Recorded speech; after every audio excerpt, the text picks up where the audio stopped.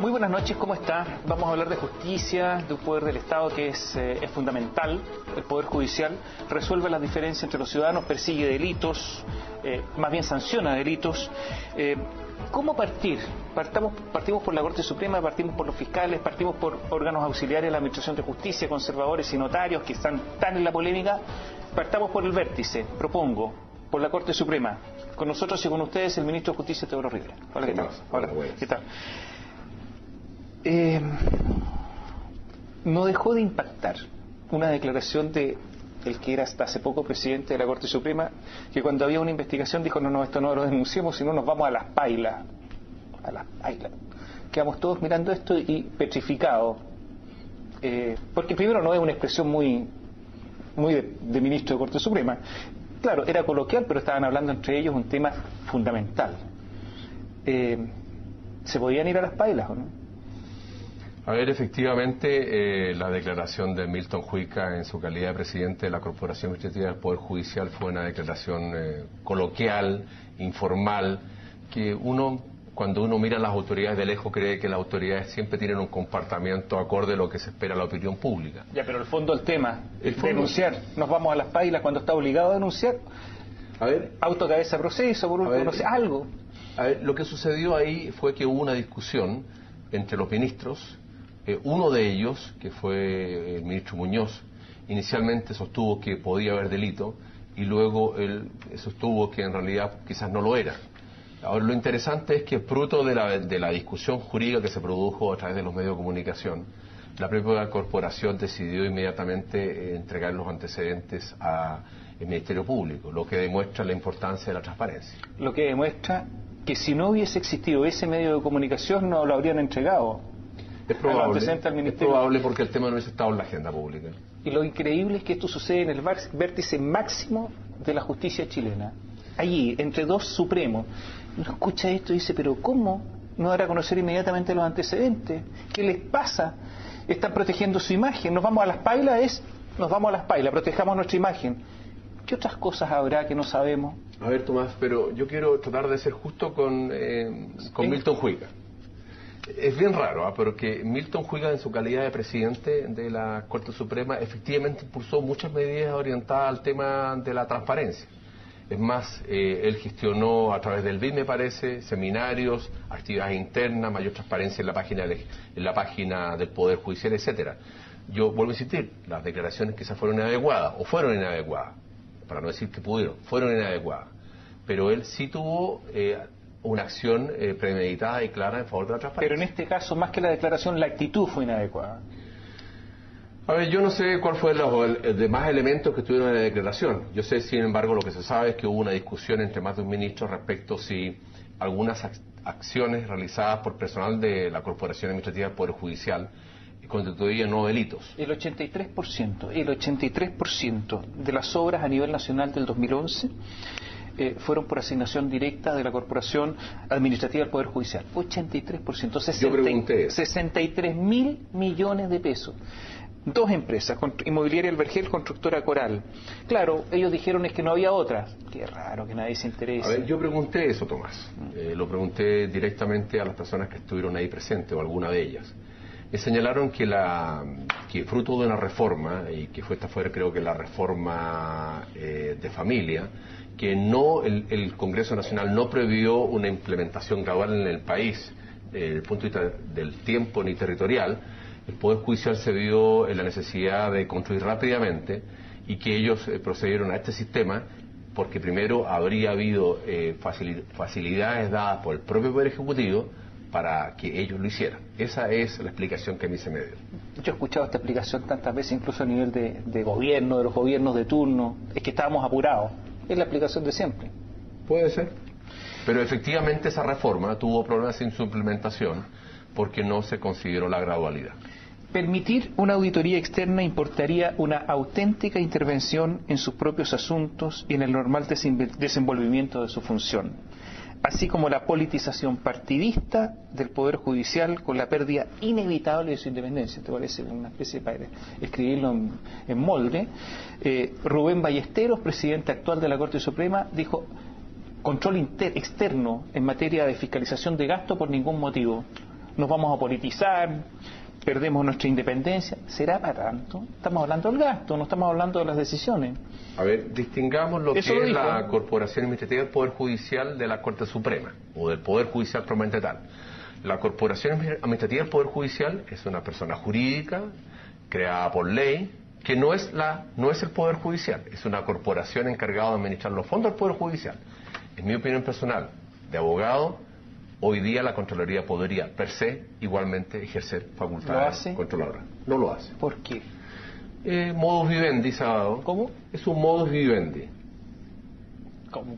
Es una situación sui generis que quizás habría que explicarse por O qué. sea, pero hacen lo que quieren y nadie los fiscaliza, ¿eso es? no es así. Ellos efectivamente tienen un control Pero interno. indirecto, interno, y un control también cuando van a pedir más fondos al Ministerio de Hacienda y cuando van a justificar los fondos al Poder Legislativo. Ya, pero como sabemos que si no denuncian, porque si no se van a las pailas, la situación es mala. O sea, Pero yo creo que si el Poder Judicial quiere avanzar a mayores niveles de flexibilidad presupuestaria, inevitablemente se va a plantear en el aspecto político y público que exista una Contraloría externa. ya, porque lo que dijo Rubén Ballestero es que una auditoría externa no, importaría una auténtica intervención en sus propios asuntos. O sea, dijo no, auditoría externa. Está malo eso, ¿no? Vuelvo a señalar, si el Poder Judicial quiere avanzar a mayores niveles de flexibilidad, se va a plantear necesariamente como una de las hipótesis necesarias para que eso ocurra, no solamente autocontrol, Contraloría interna, sino también Contraloría externa. El tema es el siguiente: si uno quiere tener la misma flexibilidad presupuestaria que tiene el Ejecutivo, no es entendible que el Ejecutivo tenga la Contraloría que lo controla y no tengan otros que piden similares atribuciones. ¿Es transparente la Corte Suprema? Hago estas preguntas por lo siguiente: plenos que son secretos, no hay actas, no hay nada, no sabemos qué pasa ahí. Los acuerdos, la discusión jurídica, sí, después conocemos la sentencia, pero la discusión jurídica entre los ministros en otras partes, por ejemplo en México, se televisa en la Corte Suprema y uno puede escuchar y después llegan a un resultado. También esto es privado. No se tiene que avanzar hacia una mayor transparencia en ese sentido. A ver, yo creo que la Corte ha avanzado indudablemente a una mayor transparencia. Eso es clarísimo. Está bien, pero ahora vamos al tema ¿cuánto concreto. falta? ¿Sería bueno que los plenos fueran públicos y sería bueno que el debate ante toda decisión sea pública? En mi opinión, creo que no. No, No, los creo plenos que no. Lo que se discute ahí no. No, lo que se podría luego levantar un acta de lo que se dice y el acta se debería conocer. ¿Y el debate jurídico tampoco? Creo que no. Y voy a hablar de la perspectiva de... Estábamos hablando de derecho, debate jurídico. Por eso, yo eso. voy a responder una perspectiva de quien ha tenido que participar en debates jurídicos al interior del Tribunal Constitucional cuando yo fui abogado integrante. Creo que la necesidad de que las personas puedan expresar opiniones y puedan cambiar sus opiniones y puedan convencerse por lo que plantean otros, se facilita si esa conformación de la opinión no es pública, sino que el resultado final es público. ¿Y por qué privado? ¿Por qué Porque cuando la opinión? gente tiene que emitir opiniones públicas, normalmente luego rigidiza sus planteamientos y no está dispuesto tan fácilmente a cambiar de los mismos, por un tema de autoorgullo. ¿Y cómo solucionar el tema de que la Corte Suprema, que tiene por misión unificar la aplicación del derecho, unificar los criterios de interpretación, no lo hace y tenemos sentencias para todos los lados y aquí no hay seguridad jurídica? Tenemos que seguir trabajando en esa materia. Pero eso el tema de la echando hace 100 años. A ver, primero tenemos una tradición por el cual se entiende que una labor muy prioritaria del juez es hacer justicia al caso concreto, es decir, equidad. Y no solamente generar marcos interpretativos comunes.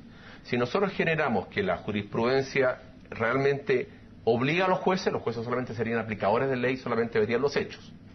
El planteamiento que viene en el Código Procesal Civil es que la Corte Suprema efectivamente uniforme la jurisprudencia, que los jueces incluso puedan cambiarla, pero en ese caso tendrán que justificar por qué abandonan el criterio interpretativo de la Corte Suprema. Es decir, que tengan a lo menos un esfuerzo intelectual severo de justificar por qué cambia la interpretación que ha dado ante la Suprema. Pedro Pierri, Supremo, estuvo en el tapete en los últimos días a propósito del fallo sobre Hidroaicén porque tenía acciones justamente de una de las empresas dueñas de Hidroaicén y por lo tanto se dice un interés económico en el resultado del fallo en el que él participó. Un fallo además que fue 3-2, o sea, muy, muy disputado. ¿Debiera él haberse restado a participar en esto? No podía. ¿No podía? No podía. Decir el derecho, la jurisprudencia, es una facultad y un deber. Cuando un tribunal se recurre de la forma que establece la ley y en el ámbito de su competencia, no puede negarse ningún juez a fallar. Y las causales las causales expresamente están establecidas en la ley. En el caso concreto de las acciones, solamente él podía sentirse recusado si tenía más del 10%. Claro. Aunque hubiese querido, no hubiese podido. Ya, pero podría haberlo hecho presente por último. Podría haber mentido, claro, pero un juez no debe mentir. O haberlo hecho presente. Haber dicho, yo tengo acciones acá. No, si eso se hizo presente. Por la sencilla razón que está en la página web del Poder Judicial, su declaración de principios. Sí, pero no. Ahora, lo que es sorprendente es que si una de las partes sabía que él tenía el 0,00 y tanto acciones de una sociedad que no era directamente la que estaba parte del juicio, pero era indirectamente, se podía considerar, la pregunta es por qué no hicieron presente esto antes como un motivo de recusación. Tampoco lo hicieron. Cuando perdieron, salieron con el tema. Hay que modificar la ley. Dejo la pregunta planteada, vamos a la pausa. Hay que modificar la ley porque eso del 10% hoy día prácticamente no tiene sentido. Un 1% de una gran empresa, uno es rico. Volvemos en un instante. Teodoro Rivera, ministro de Justicia, nos acompaña hoy día. 10%, ¿no? El Código Orgánico de Tribunales tiene 100 años, más de 100 años. No es una locura que se exija un 10% a un juez. Si alguien es dueño del 1% de una empresa minera importante, es rico, tiene muchos intereses. ¿Qué sentido tiene esa norma? Es probable que la norma que establece un guarismo del 10% y que como es una norma de un guarismo es difícil de interpretar. Uno tiene el 10, no puede integrar, tiene menos del 10 puede integrar. Yo creo que es una norma que sí podría ser vista. Ahora quiero señalar que en el caso del ministro Pierri, son acciones que él compró creo que el año 84, producto del capitalismo popular. Él tomó unos derechos que le correspondían, se lo dieron en acciones. Él no ha tenido compra ni ventas de acciones, es un pasivo que tiene para su jubilación. No, es un activo.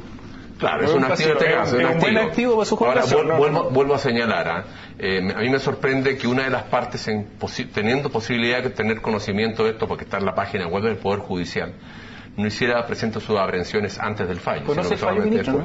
No lo he leído el fallo. Entonces no vamos a hablar del fallo. Es un tema interesante el fallo. ¿Así? ¿Por qué?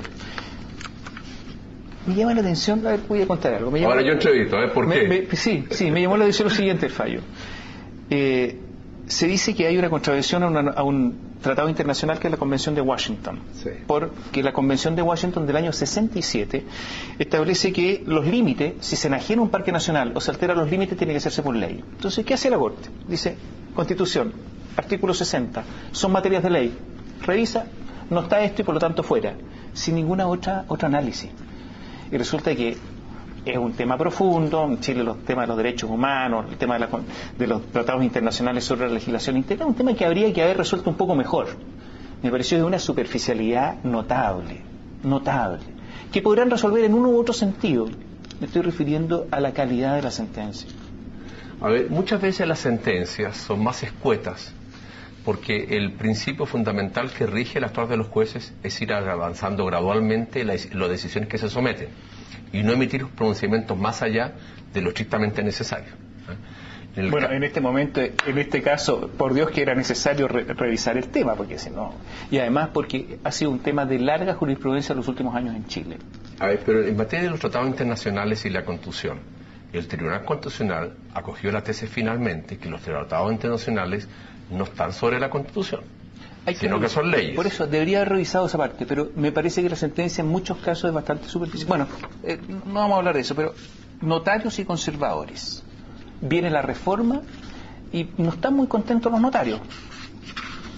A ver, hay gente del mundo de la economía que no está contento porque le gustaría licitar los notarios. Y los notarios probablemente no están contentos porque les gustaría quedarse como están. Pero ¿cuál es el problema de los notarios? ¿Cuál es el problema? Primero, su proceso de selección y nombramiento no es transparente, no es meritocrático, no necesariamente llegan los mejores. ¿Es amistocrático? Es amistocrático, político y contempla definitivamente muchas posibilidades y mucho poder político para quien participa en su designación. ¿Hay muchos hijos de parientes de magistrados, por ejemplo, que llegan a ser notarios? Hubo una modificación hace algunos años y eso tendió a ser mucho menor, ¿ya? Pero a ver, seamos francos, el ministro de Justicia tiene un gran poder porque nombra notarios y conservadores. Pero el presidente de la República está dispuesto que su ministro de Justicia... Mano, ¿no? Hay muchas visitas, llamados. ¿Así? Sí, claro, los hay. ¿Ya? Así es. Sí, pues. Nombren a mi hijo. No, no tan directamente. La gente sin esa materia es más fina. Pero era común que hubiese hijos de, hijos de notarios que eran notarios. Se empezaba a producir una especie de realeza notarial. Se da esa circunstancia. Lo que a mí no me complica si la persona que llega ahí llega por algún mérito. Pero el problema es que hoy día los notarios se hace una terna por parte de la Corte de Apelaciones respectiva, la gente vota. Ahora, ¿por qué se votó de una manera o de otra? Eso queda... Llaman a los ministros para que lo integren a la terna, todos sabemos, ¿no? Eso es un tema del secreto. Es así, ¿no es cierto? Me imagino que la gente presentará su antecedente, y si a mí me llaman, o llaman a gente que está en el ministerio o que me puede llamar, también llamarán a los quienes conforman las ternas. Lo importante es que primero queremos eliminar un sistema que es poco transparente y es muy poco democrático y transformarlo en un sistema absolutamente meritocrático. ¿Qué es lo que queremos? Hacer una prueba nacional, la gente va a la prueba nacional, obtiene un puntaje y de acuerdo al puntaje que obtuvo, cumpliendo los demás requisitos, conforma una lista de prelación y esa es la lista que seguimos cuando se produce una vacante. Ya, y para los notarios que están, ¿qué va a pasar con ellos? Los notarios que están queremos que cada 3 años tengan que dar una prueba. Como en Francia creo que es así, cada 4 creo. Queremos que cada 3 años den una prueba. Si la prueba no la aprueban, no la aprueban, sí, bueno, sencillamente un año después tienen que repetirla. Si nuevamente les va mal, hasta luego a su casa. Pero si alguien se quiere cambiar de notaría, estando ya notario, lo que queremos es que dé nuevamente la prueba y no haya cambio de notario, no haya permutas, sino es bajo un sistema absolutamente transparente. Hay mucha permuta, trueque, digo. Esto es de la antigua, ¿no? Ándate para allá, mover para acá, ¿eso es o no? La expresión trueque es media fea. No, ¿por qué? Porque puede implicar de que hay intereses económicos. Y este es un cargo auxiliar de Administración de Justicia. Entonces yo prefiero que no haya. ¿Asegura que no hay interés económico? Yo me imagino, bueno, no todas las notarías tienen los mismos ingresos, pero yo creo que lo fundamental... Por eso lo estoy diciendo. Lo que queremos es evitar las permutas. Todo el sistema de nombramiento y si permutas, queremos que sea por mérito. Segundo, queremos que los notarios su contribución a la fe pública sea mayor. Es decir, ser abogado para tener certificando que la persona me firmó, y a veces no siempre se certifica que se firmó, el día y la hora, y quiénes son los comparecientes, es insuficiente para lo que los notarios ganan. El otro día se probó que un notario había dicho firmó ante mí, no habían firmado, y no le pasó prácticamente nada. Nosotros queremos que sea un elemento muy claro, queremos además que el control... Cuando pase eso, ¿qué le va a pasar al notario? Queremos que se vaya. Inmediatamente. Así es. Y dejamos la pregunta pendiente. La Archivera Judicial de Santiago, ¿la están echando? Así es. Hagamos un alto, volvemos en un instante. Estamos con el ministro de Justicia, Teodoro Rivera. Estaba ahí muy rápido porque nos queda poquísimo tiempo. Entonces, rápidamente, cuaderno de remoción para la Archivera Judicial de Santiago. El Archivo Judicial de Santiago, más que un archivo, es una bodega donde se guardan documentación. Hoy día es muy difícil ubicar. ¿Una bodega desratizada? No siempre. Hay un problema, porque es un escándalo. Hay un problema real hoy día que eso perjudica seriamente incluso poder recuperar documentos antiguos. Me parece que una vez que la Corte resuelva, habrá que ver, que una vez que resuelva, a ver cómo solucionamos el problema. Y una parte de la solución es que esto requiere una mayor inversión. ¿Mayor inversión? Así es, absolutamente. ¿Cuánto gana el archivero judicial? Bueno, depende, pues si se cobran las tarifas que hoy día se establecen, no ganaría lo que se podría ganar si no se cobran las tarifas. ¿Pero cuánto está ganando? A ver, Tomás, voy a dar una respuesta muy franca. Yo la otra vez traté de saber cuánto ganan los notarios, los conservadores y los archiveros, y me dijeron que esa información era reservada y que Impuesto Interno no me la podía facilitar. ¿Cómo? Así es. ¿Impuesto Interno no facilita esa información? No la facilita. Pero a ver, basta con que el presidente Sebastián Piñera llame al director de Impuesto Interno. No, su señoría. ¿Por qué no? Porque es una información reservada. Impuesto Interno no me facilita a mí como ministro de Justicia cuánto es lo que gana el notario y el conservador alrededor del país. Porque no deja de ser interesante ¿cuánto gana saber... el conservador de bienes raíces de Santiago? No lo sé. 95, 100 millones de pesos al mes. Vuelvo a señalar, para mí sería muy interesante como ministro de Justicia saber cuánto ganan, porque de esa manera yo podría establecer, por ejemplo, la necesidad de crear más notarías o más conservadores o de dividir los conservadores cuando sea necesario. ¿Se ha sentido el lobby en los parlamentarios de todo el sistema este? A ver, yo veo alguna resistencia, por ejemplo, al sistema de un nombramiento mucho más meritocrático. de los parlamentarios. Porque todo esto significa de una otra manera prescindir de cuotas de poderes y generar mayor transparencia. Yo creo que el país se merece transparencia y principalmente meritocracia. Reforma procesal civil, ¿para cuándo? Nosotros esperamos que durante el gobierno del presidente Piñera podamos tener aprobada a final de este gobierno la reforma procesal civil. Sin embargo, para implementarla, esto es una labor del próximo gobierno porque se requiere modificar entre 10 a 15 cuerpos legales distintos. Ya, o sea, queda trabajo todavía. Así es, mucho trabajo. ¿Ya hay piso, hay agua en la piscina? Yo veo mucha disposición del Congreso Nacional, mucho trabajo y disposición de los parlamentarios de la Alianza y de la Concertación, y veo también una opinión favorable de la excelentísima Corte Suprema. Ministro, ¿usted ha visto que haya una legítima defensa simultánea de dos personas? Usted dice el baleo cruzado entre la Policía de Investigaciones... Ese empate perfecto que yo parece que está bueno para una clase de derecho, porque un caso, ¿se había visto alguna vez que los dos se maten? Esto parece el Far West. A ver, yo creo que las circunstancias como aconteció los hechos, lo que uno ha visto por la prensa, es realmente... ¿Pero lo había visto alguna vez? Es muy interesante como caso de derecho, sí. Nunca, ¿no? Primera vez que ve que dos se disparan y los dos estarían argumentando, hay un muerto, pero las dos policías estarían argumentando legítima defensa. A ver, si yo fuera un carabinero que estoy en un auto y me abre la puerta bruscamente, probablemente yo también ejercería el uso del arma. Y si uno siente que le disparan, y es la Policía de Investigaciones, quizás también hacen uso de las armas. O sea, legítima defensa perfecta, empate perfecto. No hay ningún responsable. ¿Así se va a terminar este asunto? ¿Parece? Es probable que se llegue a eso, sí. ¿Sí? ¿Está bien? Bueno, eso lo tendrán que terminar los peritos. Ahora los peritos son de la Policía de Investigaciones o de Carabineros de Chile.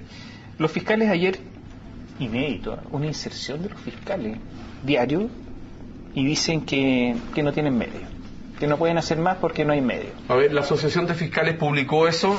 Nosotros, como Ministro de Justicia, Ministerio de Justicia, hemos hecho un trabajo sigiloso, pero bien armónico con tanto el Ministerio con el Fiscal Nacional, y también hemos conversado mucho y hemos tenido mayores consensos con la Dirección de Presupuesto. Esperamos esta semana entregarle una propuesta al ministro señor Hinspeter. ¿Esta semana? Sí. Ya. O sea, ¿estuvo de más este asunto? No, yo creo que lo apura, le pone un mayor aliño a la discusión, pero va a ser un tema que en definitiva va a tener que resolver el Congreso Nacional, donde se logran los acuerdos en democracia en el Congreso Nacional. El presidente de la República mandará un proyecto de fortalecimiento del Ministerio Público. A nosotros nos interesa fortalecer el Ministerio Público.